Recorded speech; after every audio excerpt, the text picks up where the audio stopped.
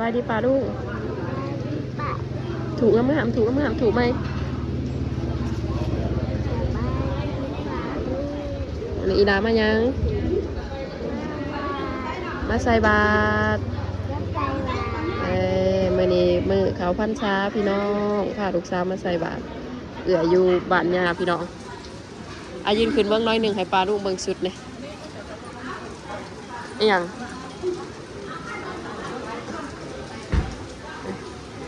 โอ้สุดใส่บาตรเลยนี่หนาฟังไทยเราเอาผากมาหายเราพี่น้องปะนั่งลงมานี่2-3สูตรพอดีพี่น้องสุดยังเขาเป็นงามมึงสิพอดีตัวน้องลิงเนาะคนกระเดื่อมทยอยมาแล้วพี่น้อง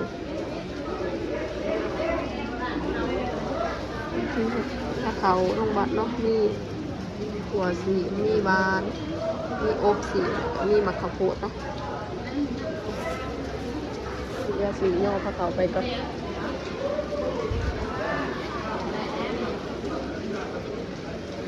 ถาดอันนั้นถาดอีพ่อขึ้นมาสิให้แล้วย่อเขาไปให้ครับโบเฮ็ดแล้วลงมาจากเสียเมนโดดเราอยู่บ่ล่ะคนคือสีได้แบบนี้พี่น้องพอเอารถจักรมาแข่งคนมาตอนลงมาคือจังบอลแหงปนใดอันไหนตอนได้กะไรติบ่เอามาอันเดกระทวายดูเป็นยังไงอันนี้เปิดกระทือมาคือกันก่อบ่ะ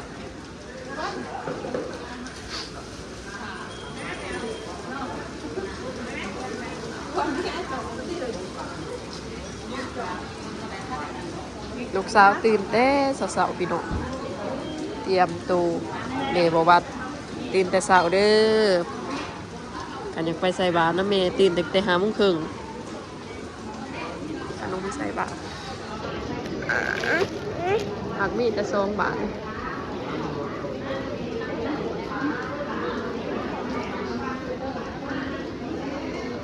ฝนตกพี่น้อง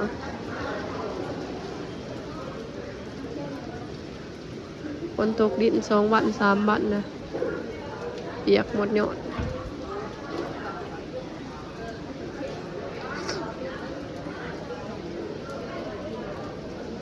แต่ว่ามึงเสาบ่ตกแล้วมึงเสาเมื่อคืนนี่บ่ตกแล้วมาตกสวงนี่แหละสวย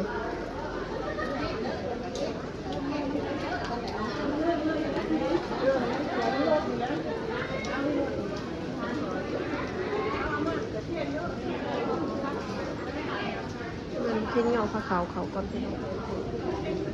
เงาไปทางหน้าก่อน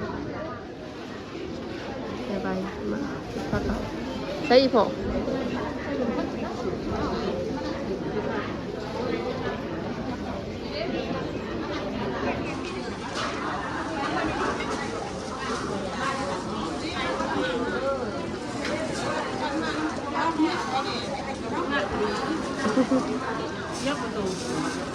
ตื่นแต่เช้าโอ้โห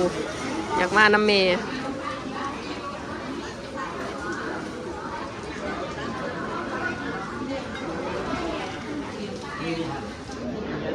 สวยๆหรือว่าตอนเด็กตอนบ่ายเนาะพี่น้องก็สิไปอันนะเดี๋ยวเฮ็ดบุญมื้อนี้ก็สิไปทำบุญอยู่เสะญาเราชวนอยู่วัดที่ญาเคยไป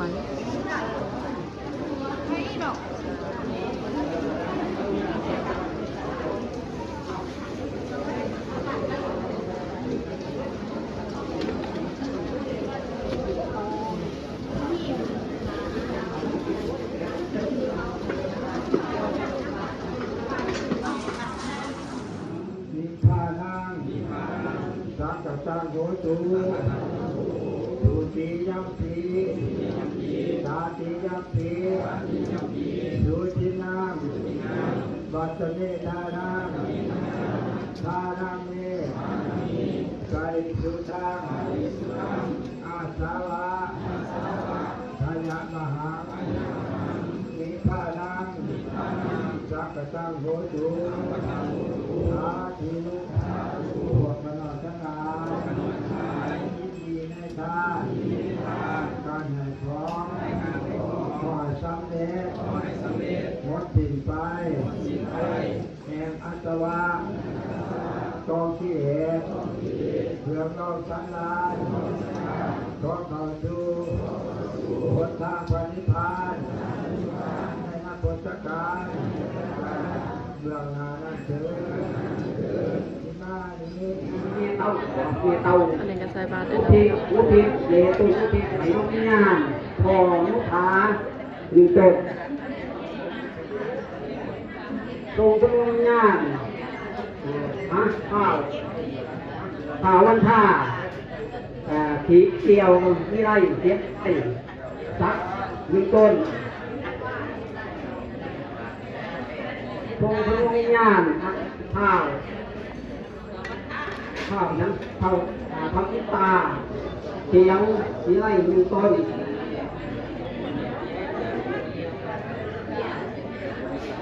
เทียนต้นน้ำพอพวกมีต้น ฮักเท่สาวหน่อย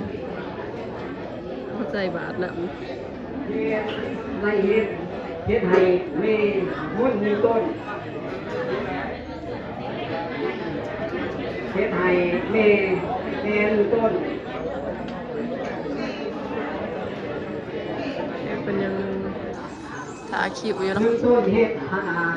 ทั่วทั้งนี้ลงย่างมีทางพุทธมีต้นร้องกุฏิแกลงย่างของหัวผ้าของหัวผ้ามีต้น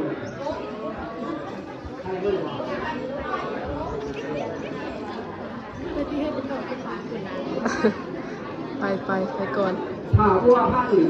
หัวผ้านี่นั่งรถเฮ็ดต้น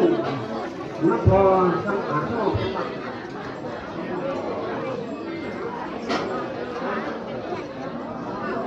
พอจังหวะมีต้น ก็หน่อยก็สิไปนะ เนี่ยมีต้นเละเจ้าคำมาเละมีต้น มันสิรู้เนาะแต่ว่า ข้าวกาพอนนั่งแข็งเรามีอาณิจาวาตาสังภาวะโอปาตาวายาธรรมีโนโอปาติตาวานิรุตตันติเตสังโฆปาตาโมตุโกอานิจจาวาตาสังภาวะโอปาตาวายาธรรมีโนโอปาติตาวานิรุตตันติเตสังโฆปาตาโมตุโกภาเทตตามาลันติจามาลิโสจามาลิปะเลตาเทวานาคาเอสะเมนาติเมเอตาสังสะโยเอตัญจาตาปะโลกัสสามิมันนาสัมภาวะนิอาปาริมานังโอสังอาโทจาติริยังจาอาสัมปะทัง ไปบ่ ไปว่าใส่บาตรน้ำนี่ ถามแม่นี่เด้อเด็กขนมไม่ใส่บาตรบ่เฮ็ดติดอกเอาไว้นะไว้ใส่บาตรน้องนะเอาไว้ใส่บาตรน้องก็ดูนะโดยเด็กข้าวต้มจากกะมิอ่ะมัมผู้ใหญ่เห็นบ่ผู้ใหญ่อยู่พุ่นนั่งดีๆที่พระสิเนาะเนี่ยนี่เฮ้ยนั่งดีๆหยุ่มตีนสินเด้พระสิเห็นตูด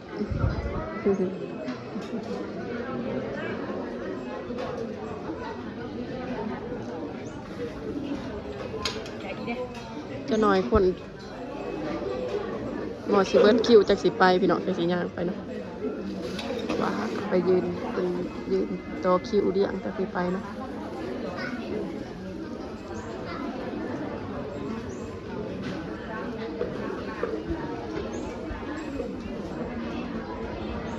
ตอนนี้จะใส่บาตรเรียบร้อยพี่น้องใส่บาตรจะอาบน้ำก่อยทากาทาผ้าขาว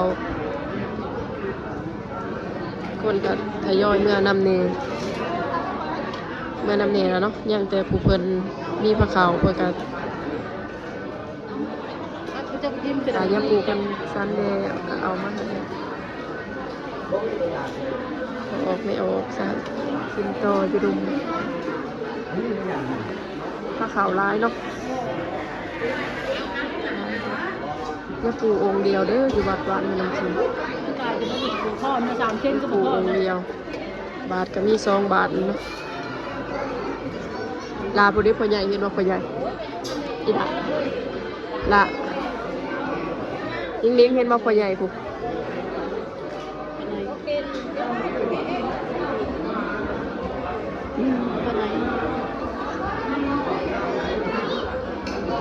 อันนี้เทียนพันชาเทียนอันนี้เป็นตอนเด็กเนาะเพิ่นเฮตอนเด็กพี่น้องเอาลงมาก็ได้เอาเป็นเมื่อคืนเพราะว่าเพิ่นสิเอาเป็นขาบแรกเพิ่นสิได้เฮได้อันนี้นำนี่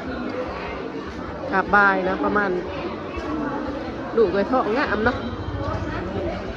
ลูกเกยท้องจ้ะบ่งามมีประดอยอยู่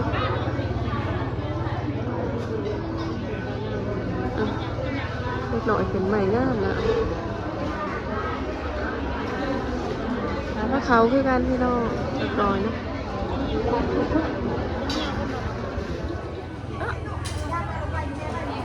โอ้ยเสียสู้ไหมใส่ตัวนี้มาสู้ได้เนาะนางนงบางกล่องเมย์บ่เห็นนางนงร่วมกันไว้ตัวนี้มาอดีตมาเบิ่งโทรศัพท์ตัวนี้นะเป็นบ่โอ้ยไฟเสียจังสันไม่เสียจังสันเบิ่งโทรศัพท์นี่ค่ะต่างกล่องพี่น้องบริไทยบรรยากาศตอนอันนี้หยุ่มตีนสินเลยเด้อหยุ่มตีนสินนะโอ้ยตอนบ่ายพาเนาะ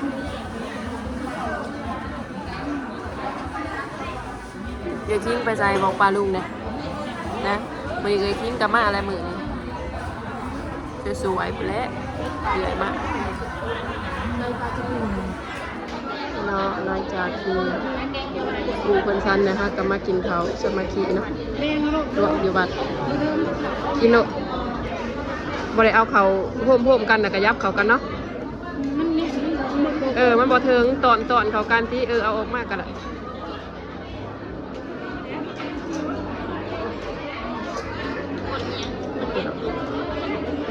กินเขาเดี๋ยวเอาจังเมื่อเนาะโดยแพงเด็กกินน้ำแม่ลูกกินน้ำแม่เนี่ยมัมไหมจะเสียเอาอย่างปุ๊บปอผมปกปอคนหนึ่งเรียนบ่ายมากับโบแจ๊กพี่น้อง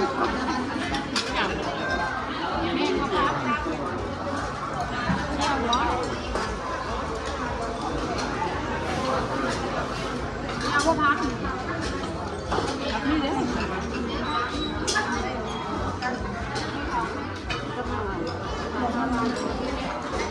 กินข้าวน้ำกิ้งกินแล้วกินก่อนมาเด้อกินข้าวน้ำกันพี่น้องกินข้าวสมาธิอยู่วัดนะมือออกพรรษาไปวัดเดี๋ยวก็พากันกินข้าวพวกกันกินข้าวเดี๋ยวกันพากันเมื่อตอนได้บ่าย1บ่าย2เตรียมตัวมาเฮเที่ยงปะอานังลงปะพี่น้องจะได้มืออะไรเนาะกินข้าวกินน้ำเรียบร้อยคนงามยืนดิยืนงามๆเบิ้ลยืนบ้านๆดิยืนนะ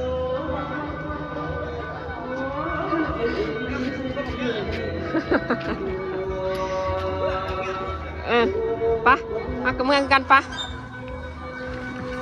สาวเอวอยากรวมหน่อยหนึ่งกระโปรงเพื่อนเอารถจักรมาพี่น้องไปเมื่อกระตาดไปพาขึ้นรถเลยฮะ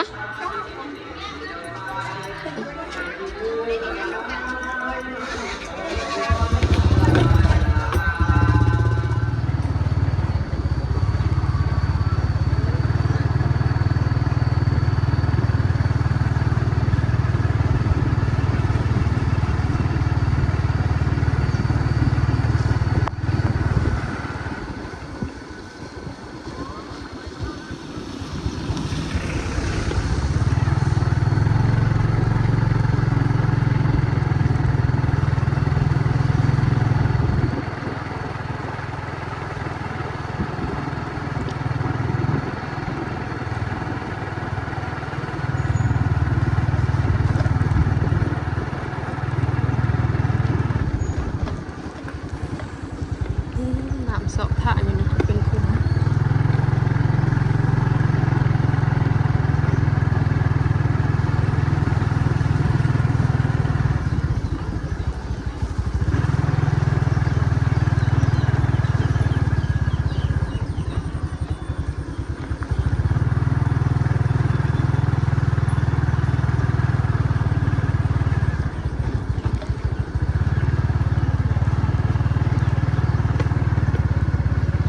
ใหม่ส่งหนาหมางะเพื่อวันใหม่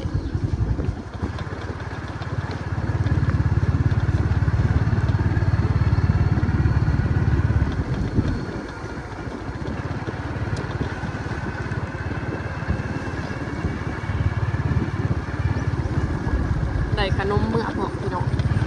อันปู่เพิ่นเอาให้หลงดิง